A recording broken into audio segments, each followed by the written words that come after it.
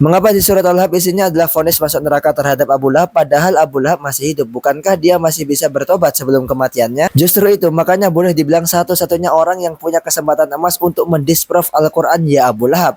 Dia punya chance atau kesempatan untuk membuktikan surah Al-Masad adalah salah dengan cara bertaubat dan masuk Islam. Sederhana ya kelihatannya, bagaimana tidak? Al-Quran berbicara tentang dirinya dalam keadaan dia masih hidup. Tapi ya memang zat yang maha berkehendak untuk menghendaki apa yang terjadi di alam semesta, zat yang menguasai hati manusia ialah zat yang sama yang menurunkan Al-Quran.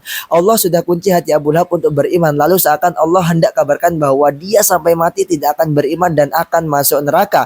Dan terbukti, bayangkan waktu 10 tahun sejak ayat ini turun sampai dia mati, waktu yang panjang untuk masuk Islam. Padahal Abu Lahab punya free will, dia punya kontrol atas kehendaknya, tapi free will si Abu Lahab ini tidak bisa melampaui kehendak Allah yang sudah Allah tetapkan untuk dirinya dan telah Allah kabarkan dalam kitabnya. Nah, bagi kaum skeptik yang bilang Al-Quran buah karangan Nabi Muhammad, cobalah mikir. Kalau memang karangan, berani sekali beliau mempertaruhkan kepercayaan dengan memastikan Abu Lahab bakal mati dalam keadaan kafir. Padahal berapa banyak orang yang sebelumnya keras penentangannya ternyata berakhir masuk Islam. Kan nggak masuk akal jadinya. Dan kaum yang bilang memahami Al-Quran tidak butuh sumber dari hadis, hanya Quran only dan akal subjektif, mereka tidak punya clue siapa Abu Lahab ini dan apa yang dia perbuat sampai-sampai dia dilaknat.